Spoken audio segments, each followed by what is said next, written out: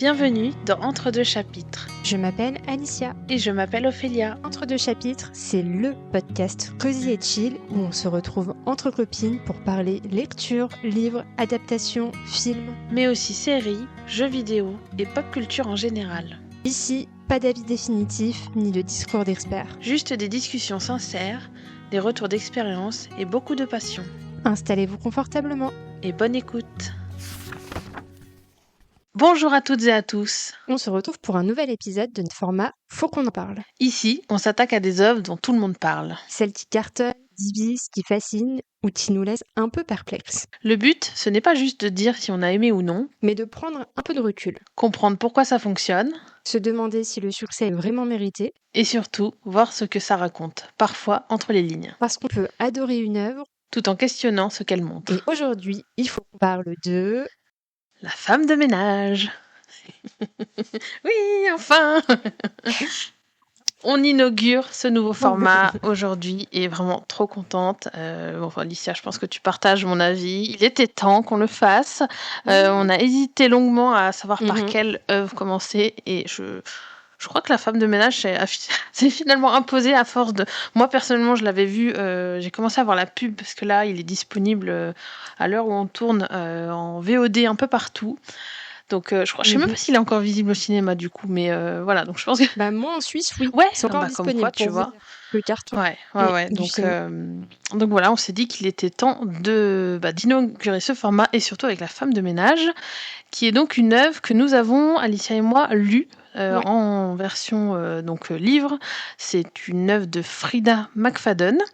Alors, je sais plus quand c'est sorti, mais en tout cas, ça a été un énorme succès dans le monde entier, je crois, si je dis pas de bêtises. Voilà. C'est un succès. Donc, vous avez je pense que tout le monde en a entendu parler sur les réseaux sociaux, TikTok, Instagram. Tout le monde s'est enflammé avec ce livre. C'est comme ça que j'ai connu un peu le nom de cette autrice avec ce titre-là. Et je crois que c'est sorti vers 2022-2023, donc c'est pas si vieux que ça. Ah oui, ouais.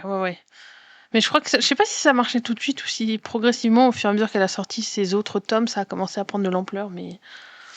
Voilà, parce que toi, du coup, tu l'as lu à sa sortie ou tu l'as lu non, récemment? Alors moi, je l'ai lu assez récemment, finalement. C'était en 2025, parce que j'ai été rechercher ma critique sur Babelio. Donc, je l'avais lu en avril 2025, donc il y a presque un an, en fait. Ah oui. Il y a un peu plus d'un an. Et toi, du coup? Ok. Et tu l'avais lu en papier ou en audio? Non, moi, j'avais lu la version audio qui était vraiment super. Et je crois que toi aussi. Oui, exactement. Mais du coup, je t'avoue que je ne me suis pas notée. Je vais aller vérifier ça tout de suite. Je crois bien que moi aussi, c'est l'année dernière. Hein. Oui, donc c'est bien ça, 2022. Et moi, je l'ai lu en avril 2025. Ah bah c'est marrant ça. Bah toi aussi, donc, du coup. Et bah, je pense que ça a fait un grand boom à ce moment-là, finalement. Parce que moi, vraiment, quand j'en ai entendu parler, c'est là où je me suis dit, ok, ça a trop piqué ma curiosité. J'ai vraiment envie de savoir pourquoi c'est un énorme mondial. Quoi. Tout le monde en parlait. Donc c'est marrant. Bah, voilà, on l'a lu il y a un peu plus d'un an. Les deux, en version audio en plus. Ouais, tout pile quasiment, ouais. Et du coup, c'est aussi pour ça qu'on vous parle de cette œuvre dans ce format, puisque avec un tel buzz, il fallait vraiment qu'on en parle, parce que ça a été très attendu. Déjà, le livre donc avait eu beaucoup de succès, mais ensuite l'adaptation en film a été très attendue par les fans.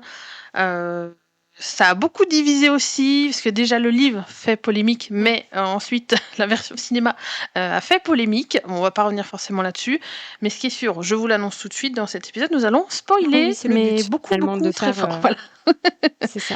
Parce que là, on va décortiquer, on va spoiler aussi le livre. Donc si vous n'avez vu que le film et que vous voulez pas être spoilé du livre, on vous invite à lire le livre et ensuite à revenir et même à revoir le film, parce que je trouve que c'est important. Le regard n'est pas le même quand on a lu le livre et qu'on voit le film. Et d'ailleurs, Alicia a découvert le film avec son chéri qui, lui, n'avait pas lu le livre. Et du coup, elle a pu faire les deux réacts différents, quoi, du coup. C'est ça. J'en parlerai peut-être plus en détail tout à l'heure, mais c'est vrai que c'était assez intéressant parce qu'effectivement, quand on lit le livre, déjà la première fois, moi, j'avoue que ça m'a quand même marqué le moment. En plus, dans la version audio, on change de narration. Ouais, mais c'est parfait. C'est vraiment super bien foutu, la version audio. Vraiment, je vous la recommande. Et là, ce twist final qui est assez brillant. Je ne l'avais pas du tout vu venir. Là, de le voir à l'écran, c'était bluffant parce que le casting est assez fou, je trouve. Mais du coup, de vivre ça avec quelqu'un qui n'a pas lu le livre et qui s'y attend pas, c'était trop cool. J'ai trop aimé l'expérience. Ouais.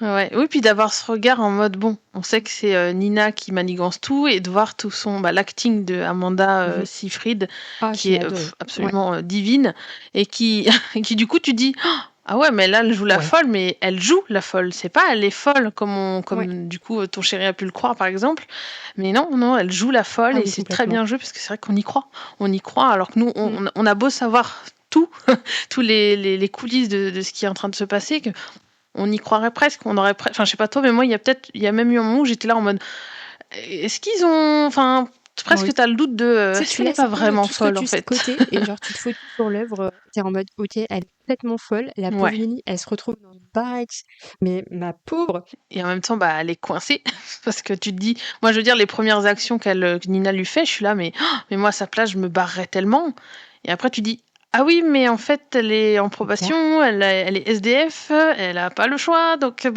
tu restes. Ça se comprend aussi, quoi. Donc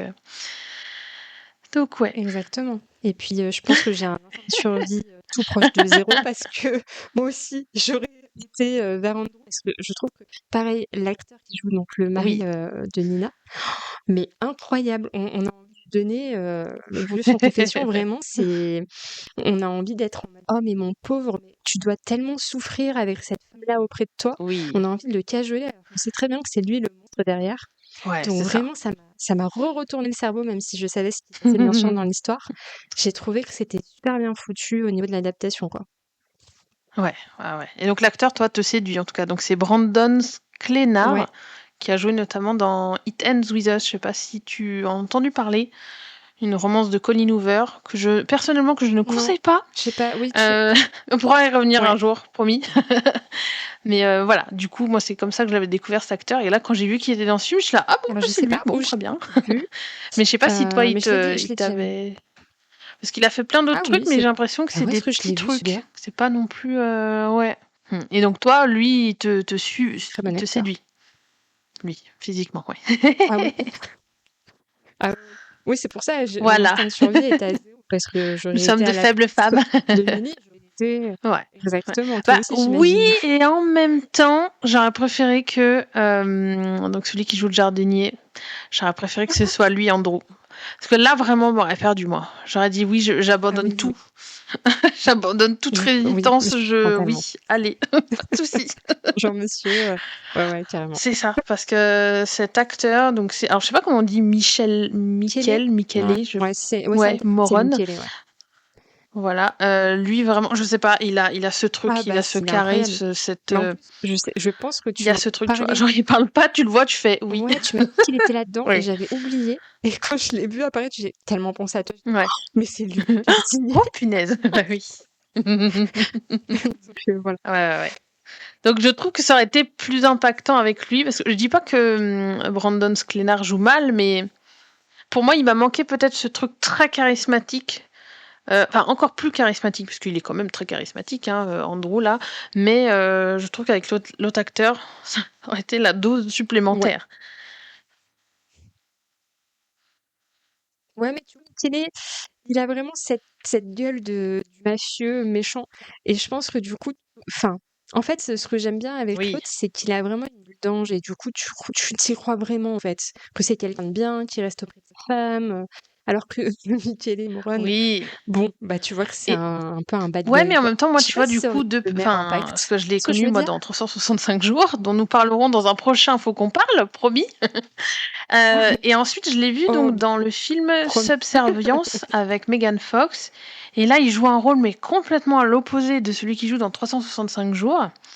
Et alors, moi, on m'a perdu. Mais on m'a perdu. Tu l'as vu jouer. Parce qu'il joue vraiment le rôle d'un mari aimant, doux, qui aime sa femme, mais qui en même temps se laisse séduire par le personnage de Megan Fox. Je ne vais pas en dire trop, mais donc vraiment à l'opposé du mafieux violent qui prend ce qu'il a à prendre dans 365 jours. Donc c'est pour ça que moi, pour avoir vu les deux facettes, j'aurais trouvé vraiment qu'il aurait été très bien en dos, tu vois. Donc, voilà. Non, mais je comprends, j'aurais été très contente aussi. Ah oui. Juste, il apparaît à l'écran, on est contente, nous. Oui, on le voit pas assez, hein, c'est ce qu'on se disait en mode franchement, le Enzo, là, on le voit pas assez, donc bon. Bah oui. Alors que dans le livre, il est quand même un peu plus impactant, Oui, quoi. D'ailleurs, pour moi, on va en parler plus en détail, mais c'est un choix pour moi discutable aussi, d'avoir fait ça dans le film. Ouais. Carrément. Et du coup, donc pour vous mettre une petite mise en contexte quand même, donc je vais faire un petit rapide résumé de la femme de ménage. Donc on va suivre Millie qui donc elle est en quête d'un nouveau départ et elle va accepter un poste de femme de ménage chez Nina et Andrew Winchester qui sont un couple très très riche mais aussi très mystérieux, très énigmatique. Ce qui au départ devait être un emploi idéal, parce que vraiment elle arrive, elle va être chouchoutée, elle a sa propre chambre, sa propre salle de bain, enfin vraiment elle est bien payée, elle a même un jour de repos, enfin voilà, tout s'annonce bien. Il y a même, même s'il y a des petites choses un peu bizarres, Millie, du coup, elle va se retrouver embarquée dans un espèce de huis clos avec de la séduction, des secrets, des manipulations. Et elle va se rendre compte quand même que derrière les portes closes du manoir Winchester se cachent beaucoup de choses et pas forcément des bonnes choses. Voilà. Donc bon, c'est assez général comme résumé, mais ça vous plonge quand même, ça vous donne un peu les grandes lignes. Et du coup, moi, je voulais savoir, Alicia, tes premiers ressentis. Donc déjà par rapport, je pense qu'on peut commencer peut-être sur un avis rapide sur le livre, ce que tu en avais pensé, pour ensuite comparer à ton avis sur le film et peut-être tes attentes ou tes a priori sur le film. Alors, je l'ai déjà dit un peu plus tôt, mais j'ai vraiment été embarquée dans le roman grâce aux 2 narratrices excellentes qui donnent vie à l'intrigue sur la version audio. Voilà, comme tu le disais, on a une ambiance assez folle d'une maison en apparence parfaite, mais très vite, on a tous les secrets qui remontent à la surface, l'atmosphère qui devient de plus en plus étouffant, c'est assez suffocant.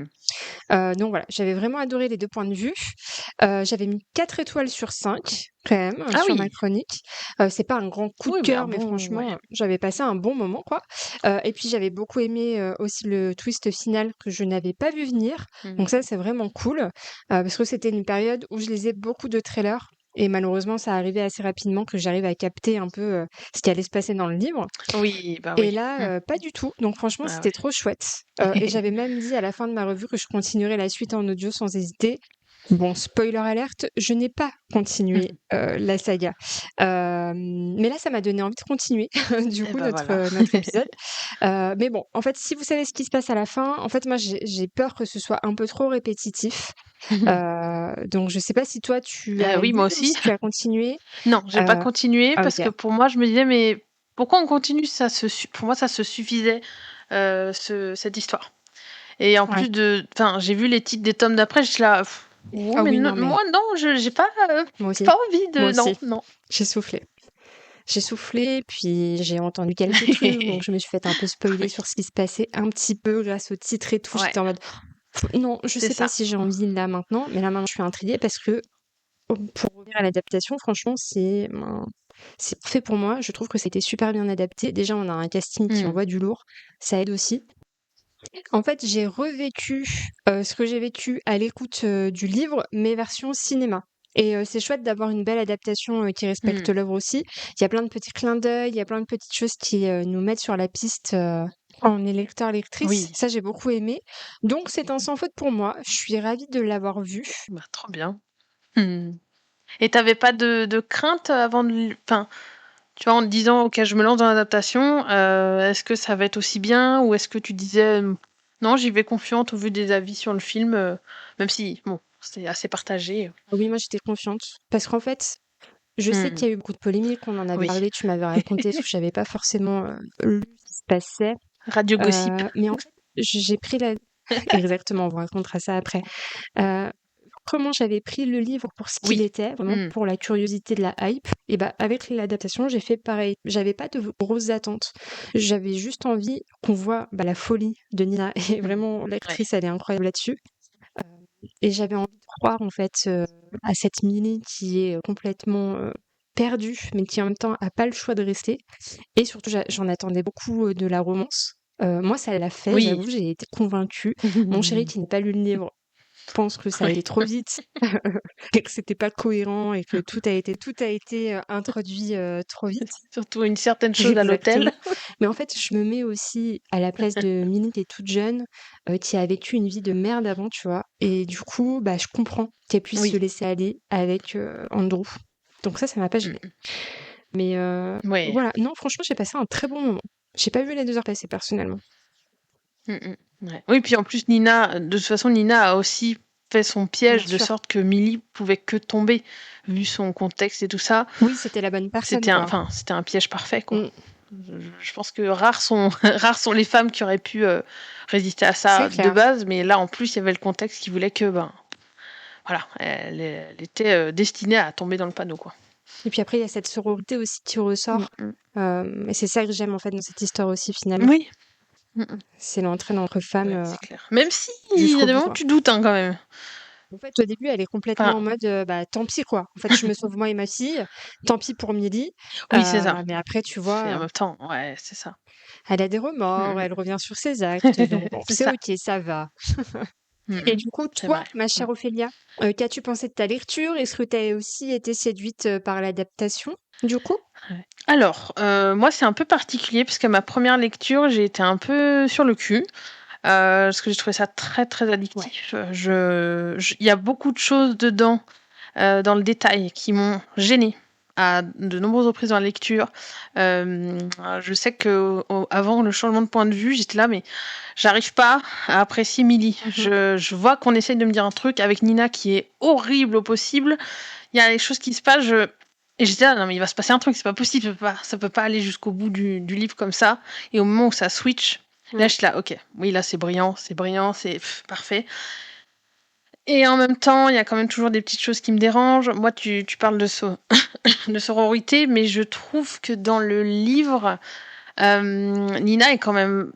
Enfin, je trouve de manière générale les personnages assez caricaturaux, et j'ai trouvé que Nina était vraiment ultra méchante et ultra cruelle dans le livre. Ah oui, et dans le livre, oui. Presque, moi, ça m'a un peu gâché la sororité dont elle fait preuve à la fin. Tu vois, il y a un peu ce truc de il y a des moments où t'étais peut-être pas obligée d'aller si loin, madame. Voilà, donc bon, après ça c'est très personnel, mais voilà, donc il y a eu un peu ce truc de ok, je l'ai bouffé le livre en 2-3 jours, c'était incroyable en audio, le plot twist, c'est très addictif, etc. Tellement addictif que d'ailleurs les gens disent que Frida McFadden est une IA, voilà, mais bon, non. Ça, je trouvais ça fou. Je sais pas si t'as entendu parler de cette polémique, mais bref. Ouais, donc, donc voilà.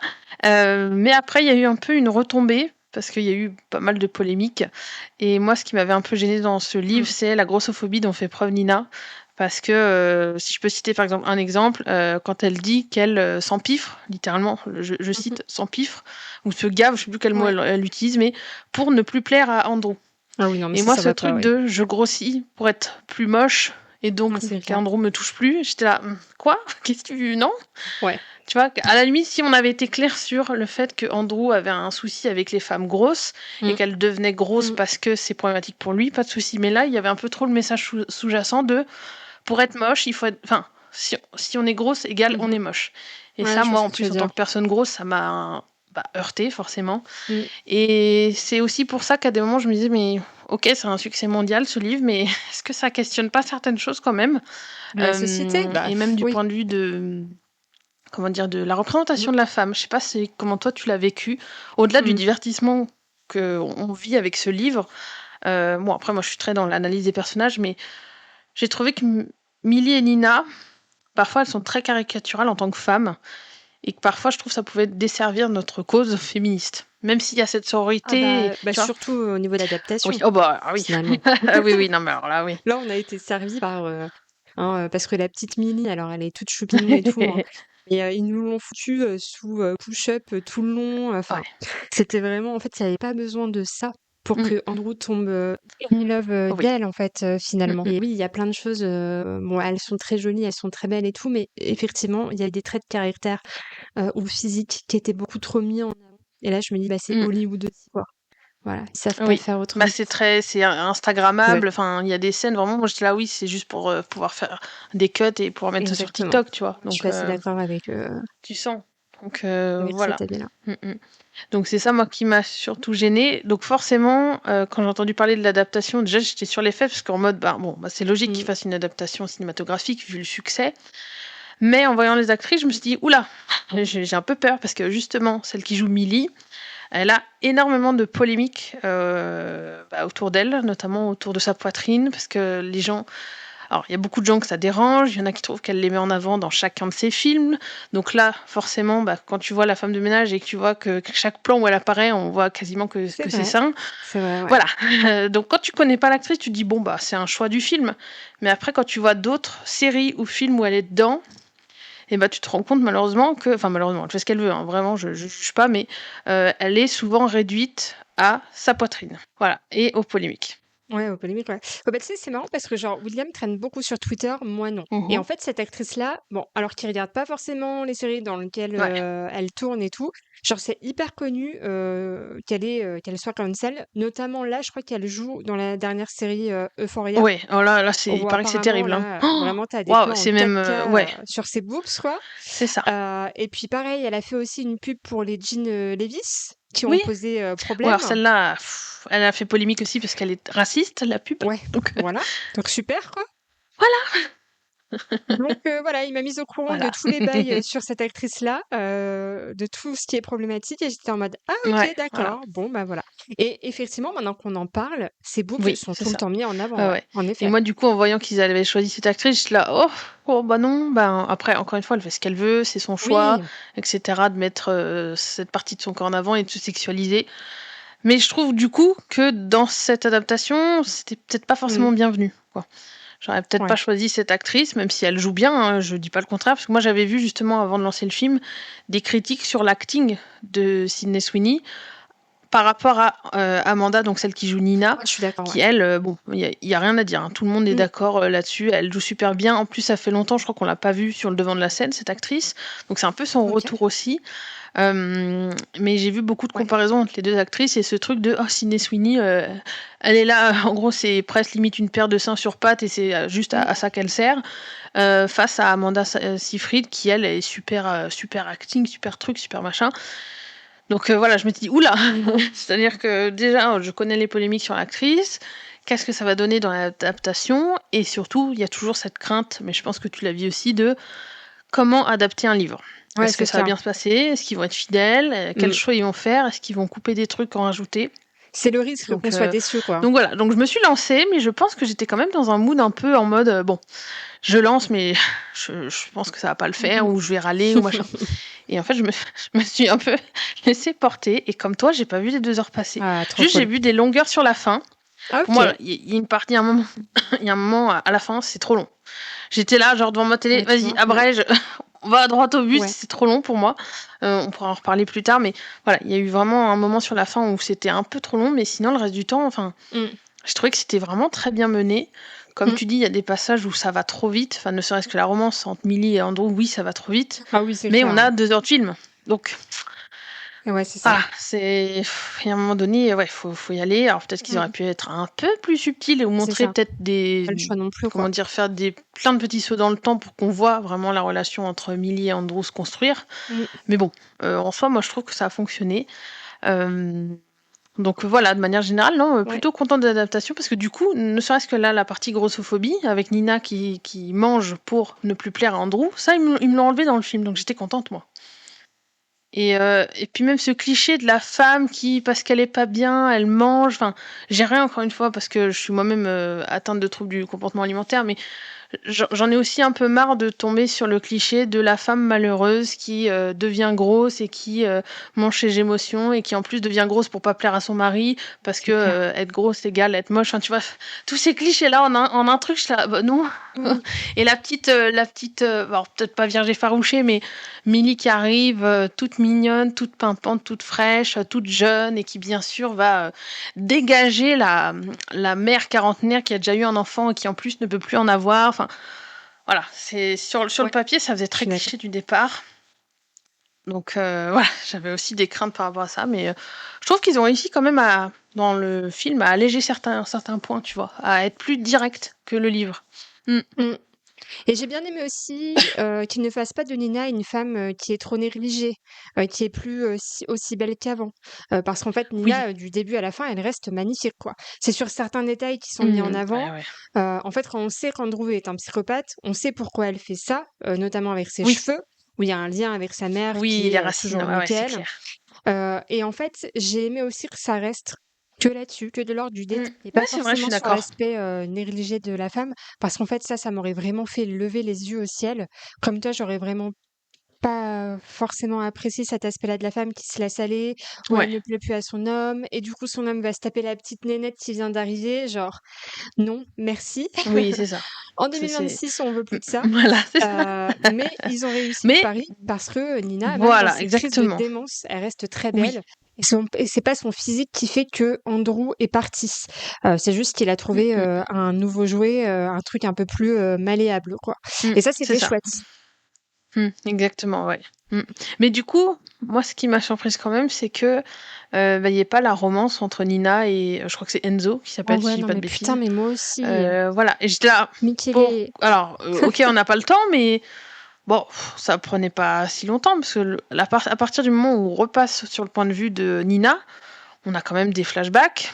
Ouais. Donc rien ne nous empêchait de mettre des flashbacks avec Enzo. Ah, je comprends pas non plus. Parce qu'au final. Et du coup, je me suis dit, alors, c'est vrai que c'est pas forcément l'intrigue principale.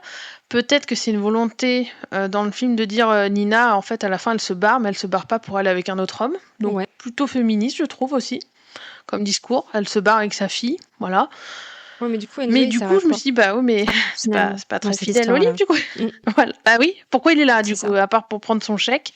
Ouais, c'est trop bizarre. Ouais, non, j'ai vraiment pas compris l'intérêt. Parce que moi, je l'ai vu tout le long, je trouvais qu'il était silencieux, mais je me suis dit, bon, bah, de toute façon, on sait ce qui arrive à la fin, donc il y a forcément un moment donné, il va prendre son rôle. Non, pas du tout.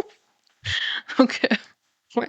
Mais moi aussi, j'ai été assez perplexe. Tu sais, quand t'as Minnie qui revient voir Nina et Sissi à l'enterrement de Andrew et qui lui tend un papier, je me suis dit, ah, peut-être que ça va être les coordonnées d'Enzo et que finalement on va avoir des flashbacks ou tu vois.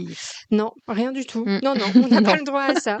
L'intrigue d'Enzo, c'est, en fait, c'est juste, ça reste un jardinier, quoi. Vraiment, c'est trop dommage. C'est ça. Bah, il fait de la figuration pour le coup. Ouais.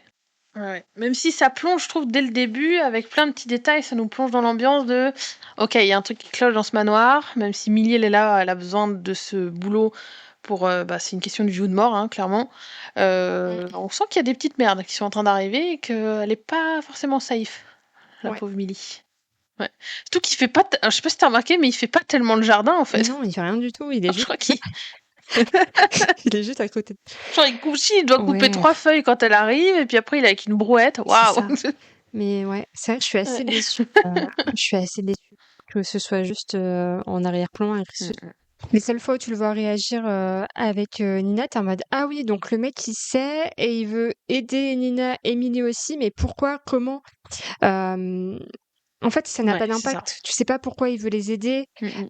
Et ça manquait ça pour le coup, parce que il y a un moment où quand tu vois Millie, Enzo parle à Millie et lui dit il faut que vous partiez là, et tu vois Nina à la fenêtre. Donc si tu sais pas, tu te dis que oula, Nina elle le surveille, tout ça, elle est jalouse, bref. Quand tu sais, bah tu sais. Mais du coup, plus tard t'as rien, tu fais mais enfin, qu'est-ce qui se passe là? Pourquoi vous faites ça si au final, en plus Enzo du coup on sait pas ce qu'il devient.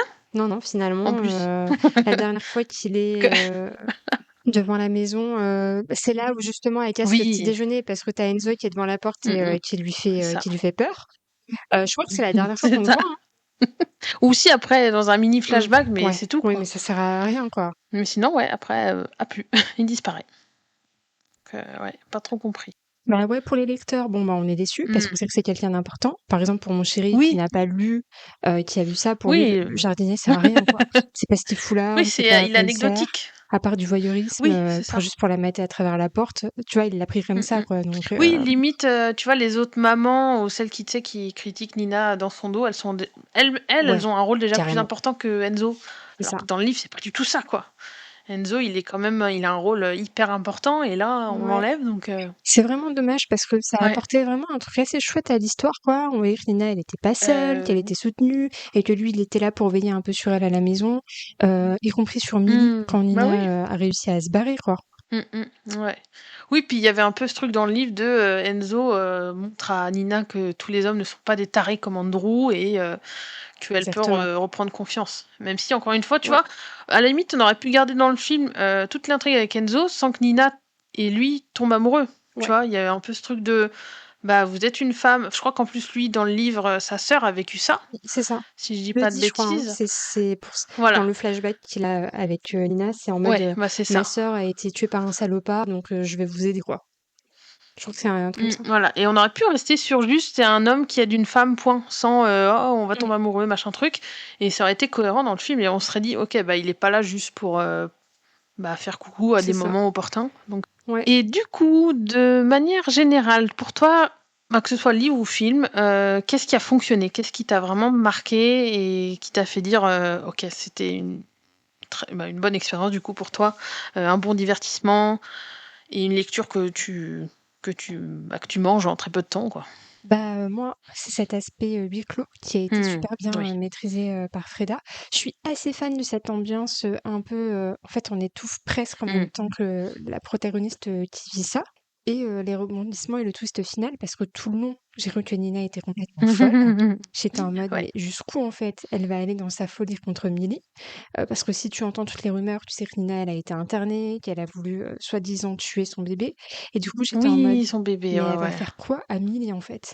Qu'est-ce qui se passe? Oui, c'est Pourquoi ça. le mari reste aussi calme quand elle fait ses crises et tout? Moi, je m'attendais vraiment à ce que Nina pète un plomb et que ça aille beaucoup plus loin que ça. Et ce qui est brillant, c'est qu'au moment où je m'attendais à ça, il y a ce twist final et là, en fait, tu te reprends une claque dans la gueule en mode attends, mais c'est pas Nina le problème. Là, elle est juste en train de se sauver. C'est le mari qui se fait passer pour un ange, qui est le réel psychopathe. Et moi, c'est vraiment ce truc-là où je l'ai pas vu venir, quoi. C'est pour ça que c'était si addictif aussi après. Je trouvais ça brillant. Alors, je sais pas si dans ces autres titres, elle fonctionne comme ça, mais pourquoi pas découvrir ces autres titres. Mais c'est vraiment brillant. Ça pourrait être. Mais les autres titres ont du succès, donc à mon avis, on doit être de cet ordre-là. En tout cas, je trouve qu'au niveau de la construction des intrigues, elle est forte. Hein. Parce que la manière dont elle mène ses trucs, et tu te fais berner tout le long, dès que tu es du point de vue de Millie, tu te fais berner. En plus, je sais pas si tu te souviens, mais elle s'arrête. Alors, je sais plus exactement à quel moment, mais moi, je me souviens elle s'arrête sur Millie pour qu'on switch. Oui, c'est vrai. Donc, tu te dis, oh putain! En fait, tu comprends tout parce que maintenant tu passes du point de vue de Nina et tu dis ok, en fait, on m'emmène ailleurs, donc c'est trop bien.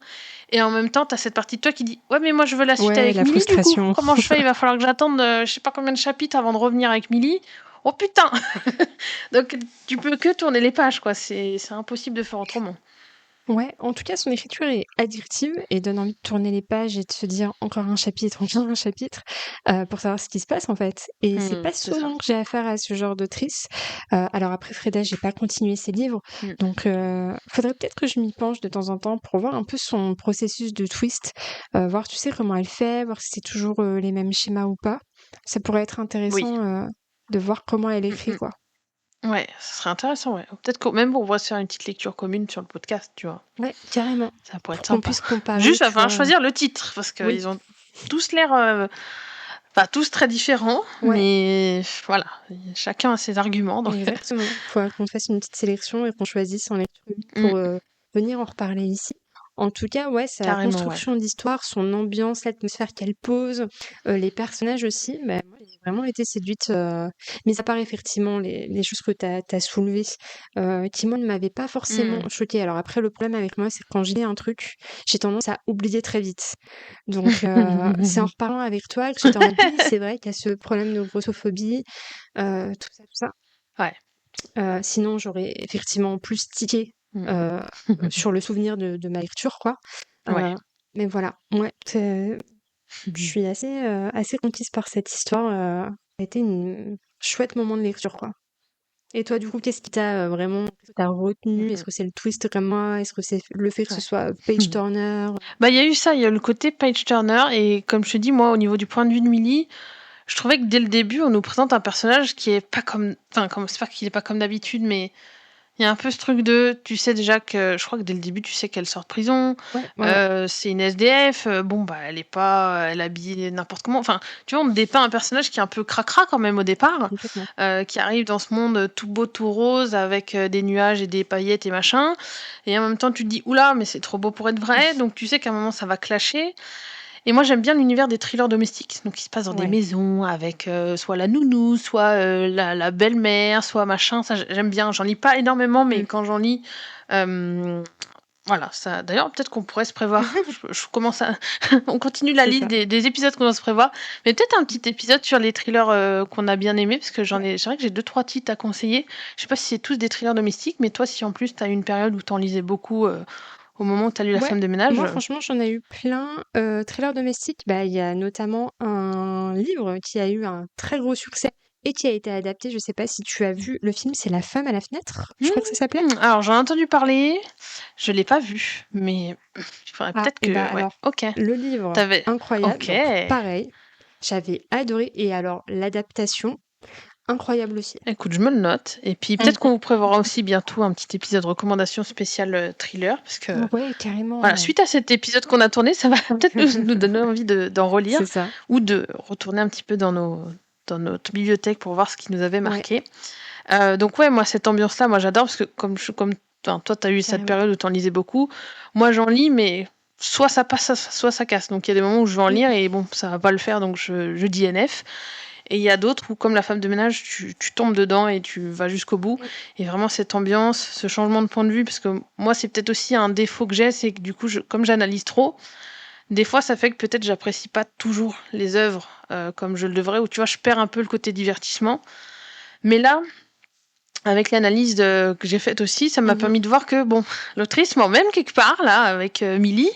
Je sens qu'elle m'emmène pas comme d'autres thrillers ou que ça va être différent d'habitude. Puis bam, ce changement de point de vue, là tu fais ok, c'est brillant parce qu'on va te faire revivre toutes les scènes que tu as vues. Tu as vu telle scène, tu dis oh, ça c'était bizarre. Ou par exemple quand Nina, une scène qui a été enlevée du film d'ailleurs, mais elle pète un câble pour le beurre de cacahuète, je crois que c'est ça, que sa fille est allergique. Ça, bon, ils ont décidé de pas le mettre dans le film. Bon, c'est pas une scène vitale. Mais pour moi, il y a eu un peu ce truc de ok, c'est une super scène, mais là, waouh, ça va loin quand même dans la folie, et c'est pas possible. Enfin, on peut pas aller jusqu'au bout du livre avec une femme aussi folle. Enfin, ça va forcément péter dans un sens ou dans l'autre. Et je vois bien que. Et donc, voilà, donc tout ce truc, même si je pense qu'on y reviendra un peu plus tard, mais moi j'ai des choses à dire sur la fin du livre et du film.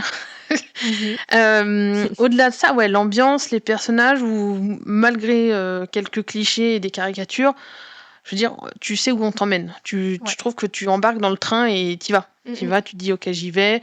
J'attends de voir la fin, et la fin est explosive.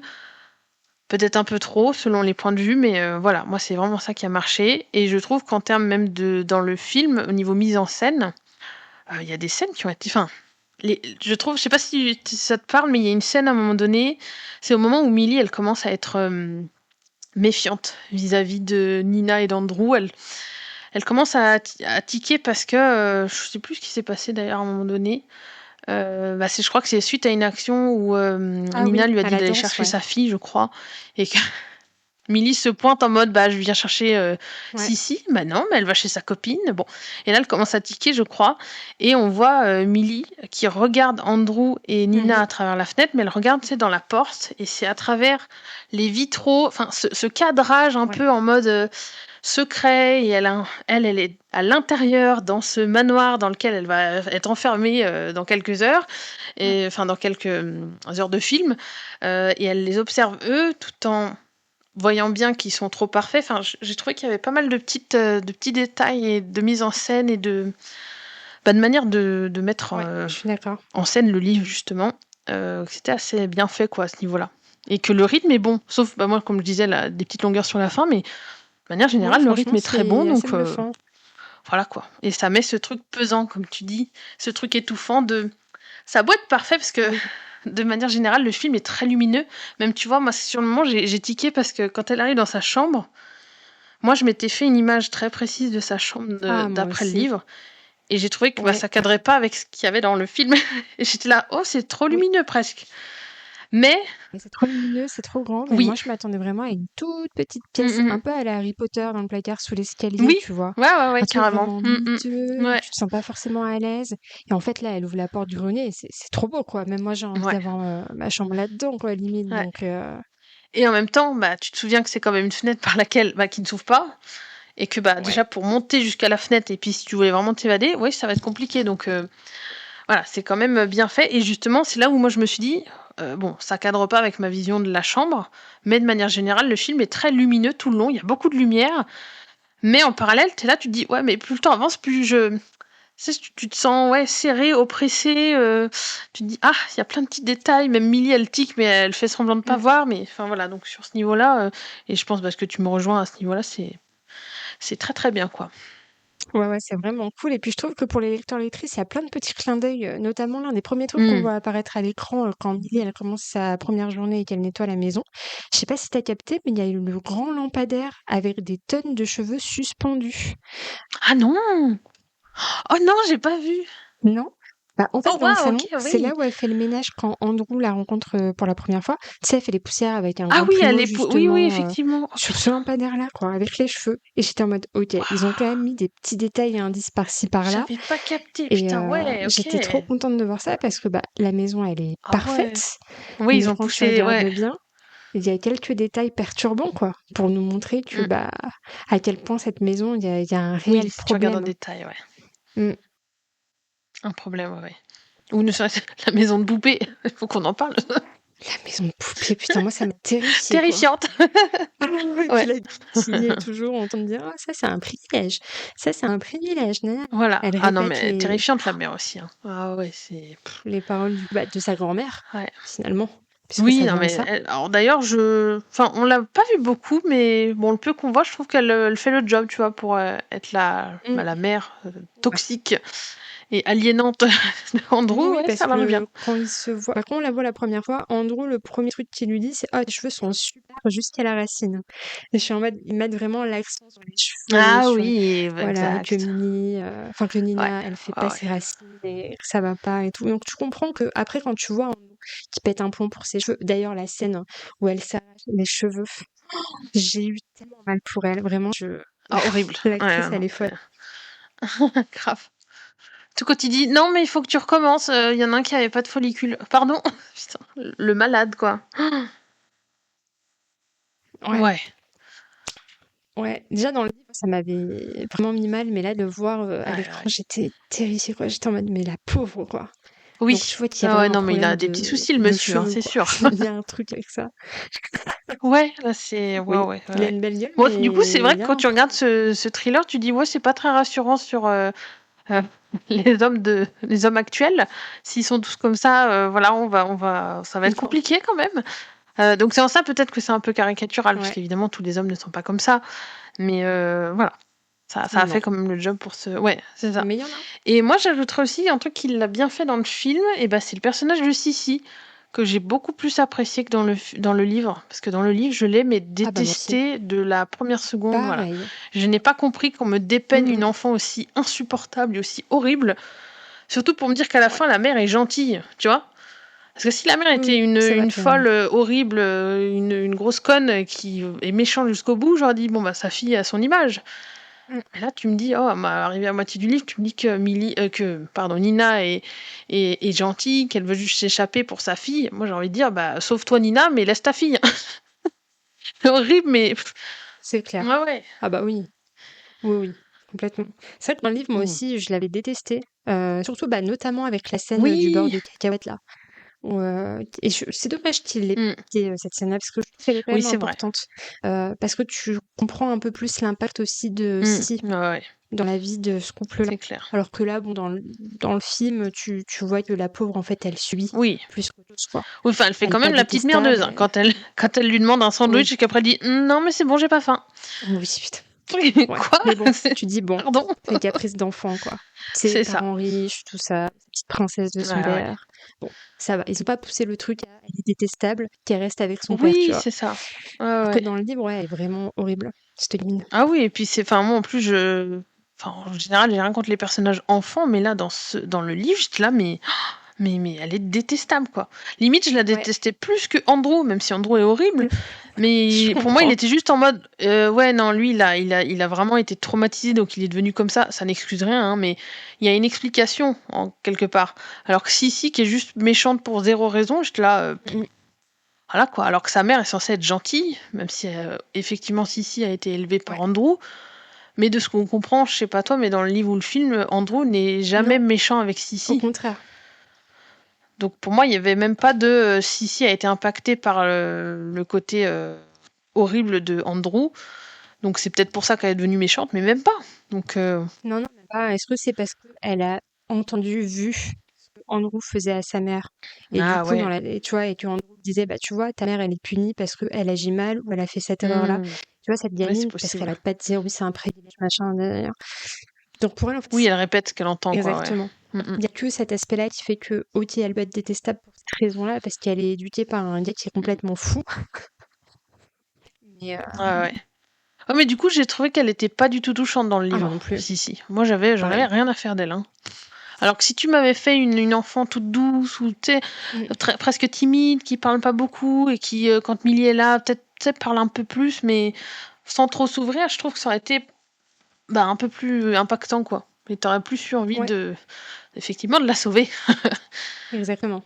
Ouais, carrément. Oui, parce que mais même dans le film, tu vois, elle est chou et tout, j'ai rien contre Oui, elle est chou dans le livre, ouais. Dans le film, pardon. Dans le film, elle est chou, mais pas plus que ça non plus, tu vois, parce que dans la vie, nous, justement, Millie, elle revient les voir à l'enterrement, et t'as la Yami qui va la prendre dans ses bras. Je suis en mode, je savais pas que vous étiez si proches que ça, tu vois. Mais bon. Oui, et en même temps, c'est grâce à Sissi que, enfin, de ce qu'on comprend dans le film, c'est grâce à Sissi que Nina retourne voir Millie. Ça, j'ai trouvé ça chou, mais en même temps, j'étais là, c'est bizarre, parce que jusqu'à maintenant, Sissi en avait rien à foutre de Millie. Qu'elle s'inquiète, oui, c'est mignon, ça veut dire que sa mère l'a plutôt bien élevée, que c'est pas une mauvaise personne. Donc ça équilibre mieux le personnage que dans le livre. Mais en même temps, je suis là, bon, ouais, enfin, Nina, elle aurait pu avoir cette prise de conscience toute seule, tu vois. Et du coup, maintenant, je te propose de passer sur la partie de ce qui peut-être peut faire débat sur cette œuvre. Donc, ce qui dérange, ce qui divise, ce qui questionne. Est-ce que toi, t'as vu, donc, on en a déjà un peu parlé, mais des éléments problématiques ou des choses qui t'ont peut-être moins convaincu, que ce soit livre ou film, ou est-ce que de manière générale, comme toi, t'as plutôt aimé le livre et ensuite le film, t'as pas remarqué spécialement des choses? Non, parce que finalement, alors moi j'avais très très peur de. Déjà, la première chose dont on a parlé en off quand on a commencé à parler de ce film-là, c'est quand j'ai vu le casting, sachant que. Oui. Nia, elle met en avant le fait qu'elle prend du poids, que du coup ses tenues ne lui vont plus et du coup elle les donne à Millie. J'étais en mode comment ils vont gérer ça à l'écran. J'avais peur que ce soit trop, que ce soit too much, que ce soit mal fait. Et que le message ce soit comme tu l'as dit si justement tout à l'heure, être une femme avec des rondeurs ou des formes égales, on n'est pas désirable, on n'est pas belle, on peut pas porter des tenues élégantes. J'avais très peur de ça. Parce que j'aurais été ok, franchement, ça m'aurait dégoûté. Ouais, c'est clair. Donc là, je suis contente qu'ils aient enlevé ça aussi. Et qu'en fait, juste par en mode, elle fait du tri dans ses vêtements, du coup, elle lui file. Et j'ai trouvé justement que ça fonctionnait bien parce que quand Millie, elle descend les escaliers pour aller justement passer le week-end avec Andrew, en fait, t'avais la copie conforme de Millie. Elles étaient habillées pareil, elles étaient coiffées pareil. Et du coup, le piège de Nina fonctionne à merveille comme ça. Du coup, j'ai bien aimé qu'ils aient gardé comme ça, qu'ils aient enlevé cette problématique de russophobie. Oui, ce qui était problématique dans le livre a été corrigé dans le film, quoi. Ouais, ça, c'est bien. C'est ça. Pour une fois que ça arrive comme ça. Oui, franchement, c'est cool. J'étais contente parce que du coup, j'étais en mode, en fait, déjà au début, j'étais frustrée. J'étais en mode, pourquoi vous n'avez pas pris une actrice qui a des rôles? Parce qu'il y a des femmes magnifiques. Je pense notamment à notre chère Pénélope dans Bridgerton, qui est sublime. Tu vois, clair. Ne pas l'avoir pris elle, j'aurais adoré qu'elle joue une femme comme ça, tu vois. Mais du coup, ok, je comprends pourquoi. Voilà, ils ont enlevé ce truc-là et c'est très bien comme ça. Je sais pas si toi t'aurais aimé, non, t'aurais pas aimé voir ça à l'écran, j'imagine. Est-ce que ça aurait pointé? Non, en fait c'est aussi pour ça que j'avais peur, parce que je voulais pas le voir. Déjà que dans le livre ça m'avait dérangé, mais de le voir à l'écran c'est encore pire, je trouve. Et là, je trouve de la manière dont ils ont fait les choses, au moins ça montre que ce qui se passe avec Nina, ça peut arriver à n'importe quelle femme. qu'elle soit blonde, brune, grosse, maigre, petite, grande. Enfin, tu vois, ça a effacé. Enfin, comment dire. Même si le personnage est caricatural, comme c'est un personnage qui est un peu plus lambda que dans le livre, où c'est décrit très précisément, machin, bah, du coup, ça nous montre quand même que, malheureusement, on peut tomber à tout moment sur un mec comme Andrew, et n'importe quelle femme peut tomber dans ce piège. Donc, non, en ce sens-là, moi, ça m'a plutôt convaincu. Est-ce qu'il y a d'autres choses problématiques dont tu avais peur, justement, qui t'ont dérangé dans le livre? Et du coup, est-ce que tu les as vus? Est-ce que quelque chose t'a trigger, en fait, dans l'adaptation, finalement? Alors, moi, il y a un truc qui m'a trigger, mais c'est très personnel, c'est quand Adam s'arrache la dent. Parce que moi, j'ai des soucis. J'ai toujours eu des petits soucis de dents, donc forcément, moi, ça me. Voilà. Mais au-delà de ça, moi, c'est justement pour en revenir à cette fin. Moi, j'avais trouvé dans le livre à l'époque, c'était beaucoup trop. Enfin, pour moi, c'était too much. La fin était too much. Je comprenais le côté, ok, elle l'enferme, elle veut se venger. Mais pour moi, il n'y avait pas besoin. Je crois que dans le livre, en plus, il ne s'arrache pas que des dents, si je dis pas de bêtises. Non, voilà. Il utilise une pince. Bref, bon, voilà. Je ne vais pas détailler dans ce podcast. C'est partie sensible. Voilà. Pour moi, c'est ça. Et j'étais restée là-dessus en mode, est-ce qu'il y a besoin d'aller si loin dans le trash, en fait? C'est ça qui m'a gênée parce que on pouvait déjà, si vraiment elle voulait le tuer, elle pouvait le tuer juste en le laissant crever de faim, c'était suffisant pour moi. Il n'y avait pas besoin d'aller dans il va se mutiler, machin, truc. C'était trop pour moi, c'était trop, et alors que j'avais passé quand même, de manière générale, un bon moment, et ça m'a presque un peu gâché la fin. Et là, je me suis dit, comment ils vont faire ça à l'écran? Est-ce qu'ils vont aller jusque là? Non, ils ont décidé de faire d'autres choix dans le film. D'ailleurs, dans le film, Andrew est invincible parce qu'il se prend quand même un coup de couteau dans la carotide. Et non, après, il vit sa petite vie comme, sans problème. C'est bien, il tient quand même. Tout va bien. Ouais, mais j'étais là, mais quoi? Enfin, j'ai pas tout compris, quoi. Et donc, ça m'a. Bon, alors, au final, j'étais contente que la fin soit pas aussi trash que dans le livre. Mais je sais pas, je suis toujours pas hyper convaincue de cette fin. Et ce qui a pu me déranger aussi dans le film, je sais pas si toi ça te l'a fait, mais je trouve que du coup, de manière générale, je trouve qu'on s'y perd, c'est-à-dire qu'on sait pas si c'est un thriller, une romance, une dark romance.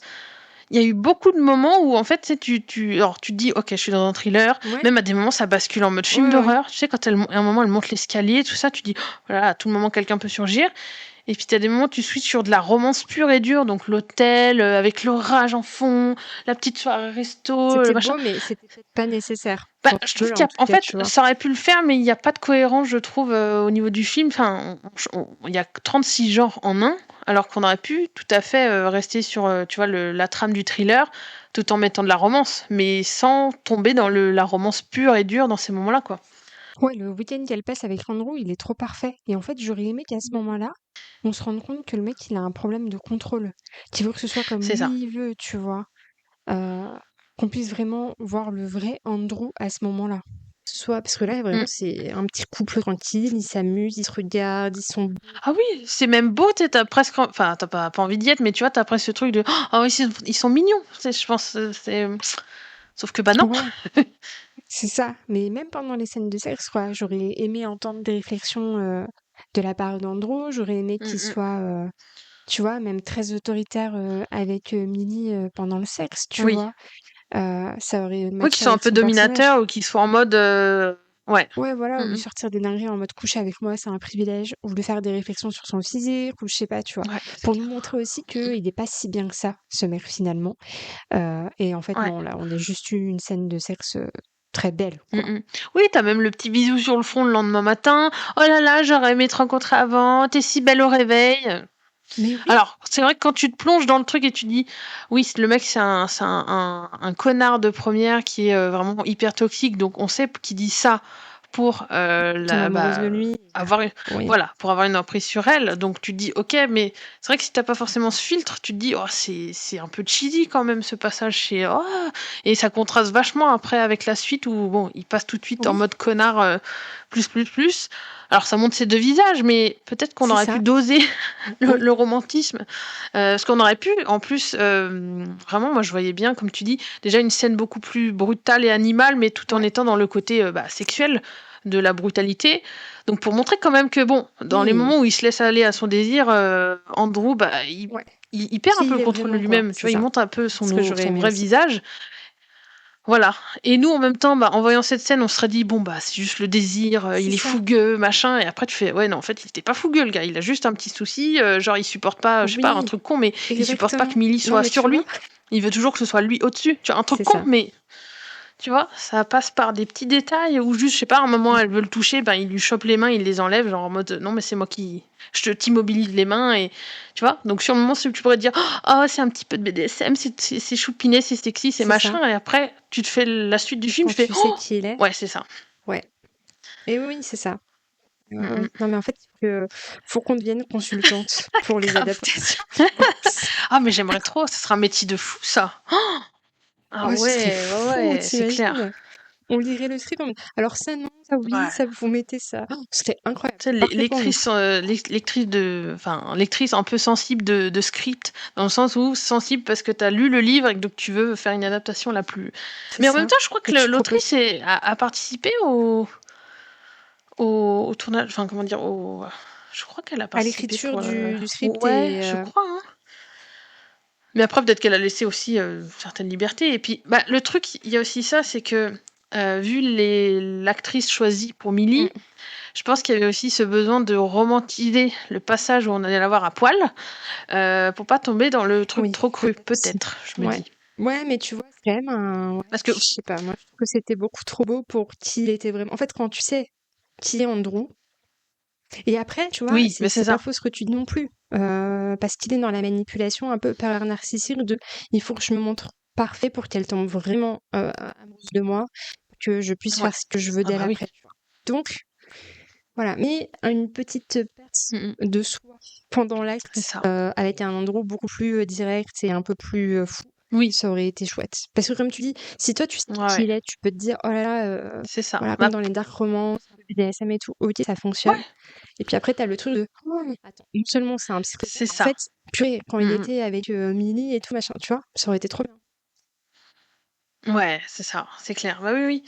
Surtout tout le long, on nous montre un peu, tu sais, les trucs qui vont pas dans le manoir ou entre le couple. Donc tu sens la belle image parfaite se fissurer. Et pour moi, ça aurait été cohérent de dire, même dans ces moments où il est qu'avec Millie et où il n'y a pas sa folle entre guillemets de femme dans les parages, où il peut vivre son amour, machin truc. Même là, son image de mec parfait se fissure et ça aurait pu faire un peu tiquer Millie tout en faisant qu'elle se dit, enfin, tu vois, tout en l'amenant à se dire, ouais, mais non, mais je rêve, je dois rêver, il est trop parfait cet homme, ce que je vois là, mon intuition me crie qu'il y a un truc qui va pas, mais non, c'est pas possible, il m'emmène au restaurant, oh là là, il m'emmène au spectacle, en plus on fait ça en cachette de sa femme, enfin, tu vois, voilà, vraiment, il a coché toutes les cases du date, ouais. En plus, il prend sa défense quand t'as Nina qui pète un plomb juste avant qu'il lui dise de partir, tu vois, en mode non, tu peux pas faire ça, t'es trop dur avec elle, je vais pas te laisser ruiner sa vie et tout machin. Il est là en mode non, mais t'inquiète pas, moi je vais m'occuper de toi, tu vas plus travailler, tu vas vivre avec moi. Donc, oui, forcément, tu dis ça à une gamine comme ça, qui est dans la merde, qui est seule, dans son désespoir, parce qu'elle a une vie compliquée avec un passé compliqué, quoi. Oui, forcément. Forcément que là, elle est accro à toi et tu peux faire ce que tu veux d'elle, mais non. Et c'est ça qui est cool. Oui, puis la scène aussi, je crois que c'est quand ils reviennent de leur petite escapade et que Nina pète un plomb. Moi, j'ai adoré ce moment dans le sens où c'est là où tu sais que Nina va pouvoir se barrer. Et je trouve tout ce qui se joue dans son regard au moment où il lui dit « va-t'en ». J'ai été scotchée, moi, par le... Nous, on sait, parce que nous, on a lu. Mais ceux qui ne savent pas doivent être choqués en mode « il la fout dehors, mon Dieu !» Et c'était génial. Et après, tu l'entends crier. C'est ça. Non, c'est ma maison. Et en même temps, tu as envie de lui dire pousse pas trop le truc de dire que c'est ta maison, parce qu'il pourrait changer d'avis. Exactement. Et oui, quand elle hurle à la fin, ah non, c'était parfait. Et après, ça se transforme en rire, tu fais waouh, magnifique. C'est trop beau. L'actrice, elle est incroyable, ouais. Ouais. Ah oui, c'est clair. Et j'ai trop aimé justement toute cette partie-là où tu la vois dans l'hôtel, où elle fête ça, où elle écrit sa lettre à sa fille. Et là, t'as Owen qui est en mode, attends, mais quoi? J'étais en mode, oui. Ah, mais j'adore, moi, ce moment, parce que quand t'as pas lu le livre, t'es vraiment dans ce stade où tu dis, mais attends, qu'est-ce qu'on m'a montré jusqu'à maintenant? On m'a roulé dessus, en fait. Bah ouais. Ah ouais. Non, pour ça, c'est brillant. Et puis de refaire certains passages, parce que moi, je pense que tu as dû voir aussi dans toute la partie où on est du côté de Millie, il y a des scènes, tu dis, ah, mais moi, je sais ça, ce qui s'est passé. Ou quand, tu vois, qui parle de Nina qui aurait essayé de noyer son bébé. Moi, j'étais là, j'ai hâte. J'ai hâte qu'on passe au moment où on va voir la vraie raison. Et enfin, c'est juste toute la folie d'Adam, justement. Ouais, non, mais c'est clair. Non, moi j'ai adoré aussi revoir les flashbacks, la revoir enfermée, malgré tout, c'était super bien fait, tu vois, ça me fait mal au cœur, mais c'était bien qu'on revive ça pour qu'on ait cet impact final de, en fait, maintenant c'est Millie qui se retrouve là. Et en fait, elle a tout fait pour laisser ce petit truc là. Tu la vois sortir le couteau, moi je trouvais ça génial. Je comprends pourquoi elle l'a choisi, elle et pas une autre, c'est trop bien. Et j'ai bien aimé aussi avoir les flashbacks de la vie de Millie. Oui, je savais pas si on allait y avoir le droit ou juste c'était quelqu'un qui était en prison pour meurtre, on sait pas pourquoi. Donc j'ai eu cet effort c'est bien, de montrer qui elle était aussi avant. C'est un réel impact de pourquoi elle va autant s'acharner aussi sur Andrew, bien que elle s'est quand même entaillé le ventre 21 fois. C'était ça j'ai eu mal là, quand même, moi, pour ça. Ça a été compliqué à voir. Les scènes là de mutilation là. De torture, quoi, concrètement. Ouais. Et c'est ça, et tu dis, genre, une demi-heure avant dans le film, il faisait l'amour au son de l'orage, quoi. Enfin, tu dis, waouh, on est passé deux salles, deux ambiances, comme on dit. Donc, c'est clair. Et du coup, j'ai aimé sa folie, tu vois, quand elle arrive enfin à enfermer Andrew et qu'elle pète, tu sais, la vaisselle devant la porte. Ah ouais, alors ça, c'était jouissif. Tellement. Moi, par contre, à sa place, j'aurais pété dans l'escalier pour que ça fasse plus de bruit. C'est clair. J'étais là, c'est magnifique. Et puis lui qui pète un câble derrière la porte, c'est voilà, quoi, je comprends. Parce que moi, je sais pas toi, mais quand elle a alors je me souviens plus si ça se passe exactement comme ça dans le livre. Je sais pas souvenir. Mais au moment où justement Enzo du coup fait peur à Millie, qu'elle pète la porcelaine par terre, je suis là, oh putain, c'est là, elle va morfler.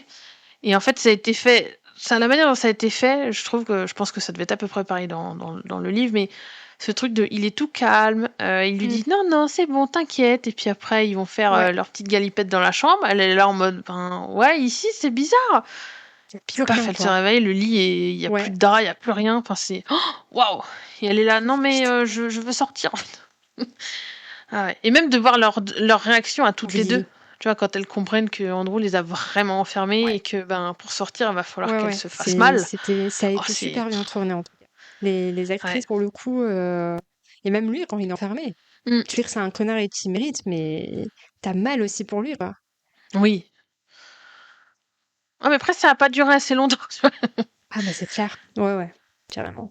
Parce que pour moi, on est d'accord, dans le livre, il sort jamais de la chambre, il finit par mourir dedans. Il finit pas comme dans le film où il meurt au milieu de l'escalier. Je crois que dans le elle le poignarde vraiment, quoi. Ça se passe vraiment dans le oui, c'est ça. Non, mais après, je crois qu'elle le poignarde, mais après, c'est lui qui se termine en se mutilant. Je me souviens plus. Non, c'était pas ça? Je sais plus. J'ai un doute. Merde. Pour moi, il y avait vraiment un combat final de effectivement, elle l'enferme, il s'entaille, machin. Et après, il y a cette confrontation finale où elle arrive vraiment à être butée, quoi. Ah ouais. Parce que moi, j'avais l'idée qu'à un moment, en fait, elle se barre et elle le laisse. Du coup, il crève à moitié parce qu'il saigne de tous les côtés et parce que il a ni à boire ni à manger dans cette pièce. Ouais, bon, peut-être qu'il faudra qu'on relise la fin pour se rappeler. D'ailleurs, justement, en parlant de fin, alors je sais plus ce qu'il en est dans le livre, mais dans le film, le coup de la policière qui est là en mode ouais, non, mais vous inquiétez pas, ça arrive. Voilà, on change une ampoule. Moi, vous savez, ma sœur, elle a vécu ça. Et puis ma sœur, tiens, comme par hasard, c'est l'ex de Andrew. Moi, j'ai trouvé ça un peu facile. Un peu facile et presque pas du tout réaliste. Parce que oui, évidemment que peut-être que ça existe des policières qui couvrent des victimes comme ça parce que c'est la seule manière de les sauver de leur agresseur. Mais là, pour moi, c'était too much. La fin, j'étais là, non, mais trop rapide. Il me semble que dans le livre, ça prend déjà un peu plus de temps au niveau de filles qui sont là, qui découvrent le corps et qui interrogent Nina. Il me semble que il y a beaucoup plus de personnes aussi, plus de flics qui parlent avec elle. Et t'as vraiment ce doute de merde. Attends, qu'est-ce qui va se passer pour elle en fait parce qu'elle assume en fait presque que c'est est-ce qu'elle va être incriminée ou pas En plus, elle a un passif qui fait que les flics vont être réticents en mode madame, on sait ce qui s'est passé dans votre vie et tout. Je crois que dans le livre, c'est beaucoup plus impactant. Et ça se termine pas juste en mode non mais vous inquiétez pas, je vais gérer ça. Là ça va trop vite dans l'adaptation. T'es en mode franchement elle a la chance elle. Ouais. Oh, il est tombé, il a eu des fractures un peu partout et puis ça l'a fait saigner au cou. Non mais enfin meuf, t'es sérieuse? Ouais non, c'est gros quoi. Je veux bien que peut-être il y ait des flics qui font passer des dossiers comme ça, mais là beaucoup trop de détails. Surtout vu ce qui lui est arrivé, c'est-à-dire que là c'est une chute, l'autre elle est là, non mais on va enlever une ampoule du lustre et puis on va la faire tomber par terre. Oui, non mais... Oui, enfin l'idée est pas mauvaise parce que en tant que psychopathe, oui, effectivement, il aurait pu très bien se dire putain, il y a la lampe, elle s'allume pas, je vais aller la changer même si c'est 4h du matin. Bien sûr, mais là ce qui tombe et qu'il soit dans cet état-là, genre il est plein de sang. Il est plein de sang de tous les côtés. Oh non, mais c'est une petite chute. Hein. Bon, il est juste tombé de 3 étages de l'escalier. Mais non, c'est pas cohérent. Puis moi, en plus, j'étais dans mon truc, mais trop psychopathe. Je suis en mode, non, mais les gars, les filles, vous avez mis vos empreintes partout sur la rambarde, juste à côté de l'endroit où vous enlevez. Ah oui. Et puis même sur Andrew, elles doivent avoir leurs empreintes partout parce qu'elles se sont battues avec lui. Parce que quand il y a des comme ça, il y a des prélèvements qui sont faits. Donc ça peut juste passer en mode, vous inquiétez pas, c'est en série. Non, c'est une enquête, en fait. Surtout que même dans la pièce où elles étaient enfermées, enfin, t'as de la vaisselle qui a été fracassée, il y a de l'essence qui a été versée, il y a du sang partout. Mais tu sais, elle appelle Enzo pour lui dire j'ai besoin de toi pour faire le ménage. Ah oui, c'est vrai, ouais. Ça se règle comme ça, ouais. Oui, Enzo qui du coup réapparaît à ce moment-là, même si on l'a pas vu à l'écran, mais... Ouais, malheureusement. Ouais. Et du coup, là aussi, la toute fin, quand Millie rencontre sa nouvelle patronne, et que tu comprends clairement qu'elle est face à une femme battue.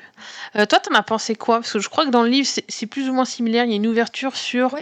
Ok, Millie... Alors, je sais pas si elle va se spécialiser là-dedans, mais en tout cas, Millie va, dans le tome d'après, sauver une autre femme. C'est ça. Toi, t'en avais pensé quoi? Moi, soit livre ou film. C'est pour ça que j'avais pas continué la saga. Parce que j'étais en mode... J'ai pas envie de relire la même chose avec des violences conjugales, avec un psychopathe. Ou tu vois, j'aurais aimé que ce soit peut-être l'inverse. Une fois suffit. Que ce soit un homme, tu vois, qui soit dans ce cas-là. Et là, j'aurais été en mode, ok, vas-y, tu sais quoi, je vais continuer parce que ça change. Carrément. Parce que ça existe aussi, tu vois. Mais là, j'étais en mode, non, c'est bon, on va retourner dans un manoir parfait, le mec est un psychopathe, il bat sa femme. Non.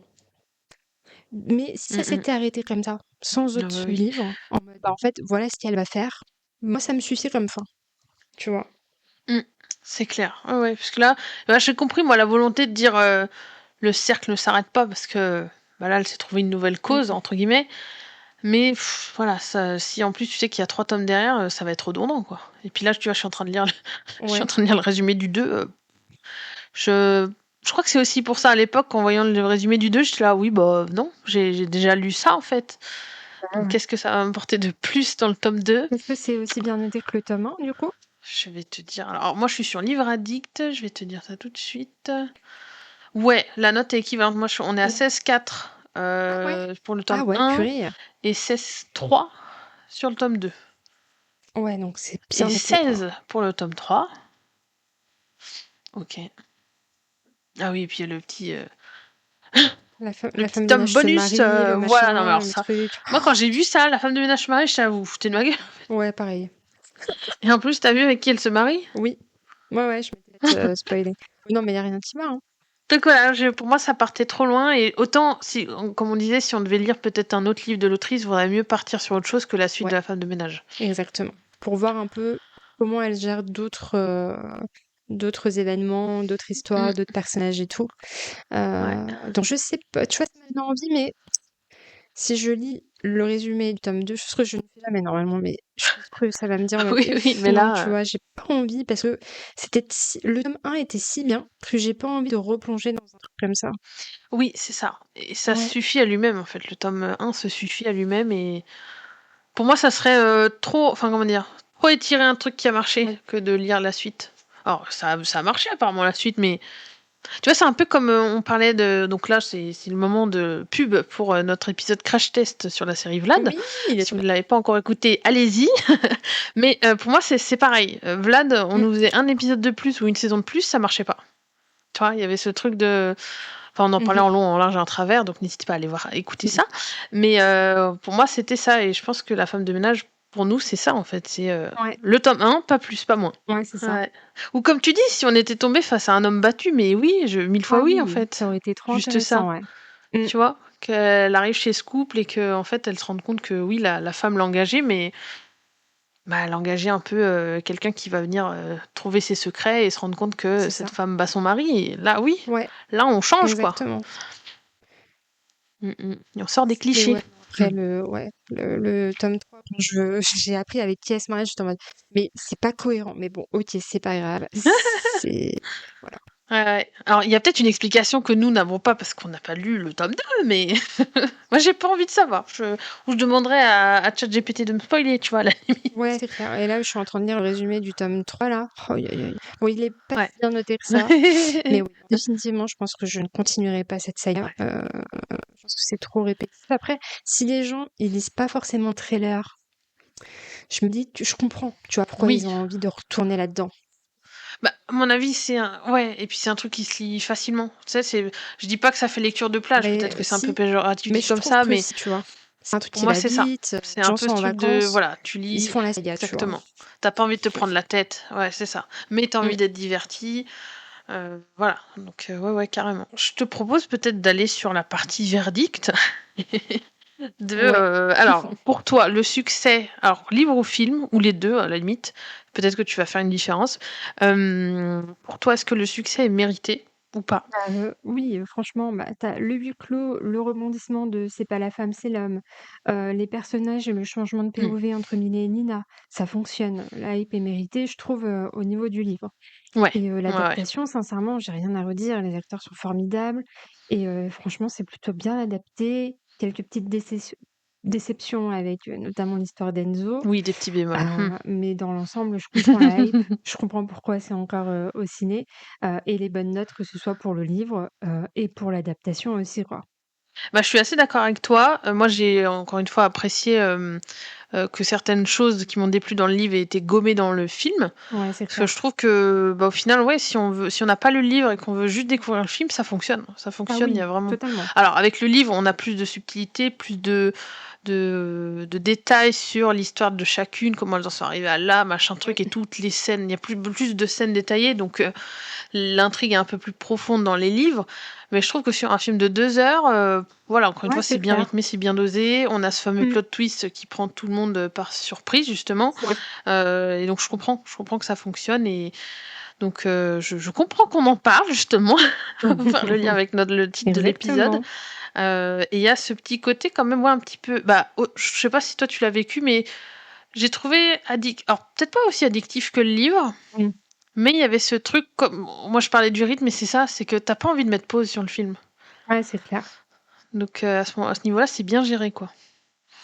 Oui, puis au final, je trouve que du coup, même malgré certains petits points, donc des bémols, des choses comme ça, ou des trucs un peu problématiques, des personnages aussi, pour moi en tout cas, je sais pas si toi t'avais ressenti ça, mais un brin caricatural sur tout le long. Au final, je trouve que ça, de manière générale, ça s'efface un peu, en fait, ces problèmes-là. Donc voilà. Donc, je pense qu'on arrive... Comment ? C'était une bonne expérience, finalement. Oui. Ah ouais, franchement, ouais. En fait, moi, il y a eu vraiment cette bonne surprise. Parce que je m'attendais, avec cette histoire de personnage qui se gave sans pif pour plus plaire à son mari. Je me suis dit, ça va être super cringe, s'ils le font tel quel...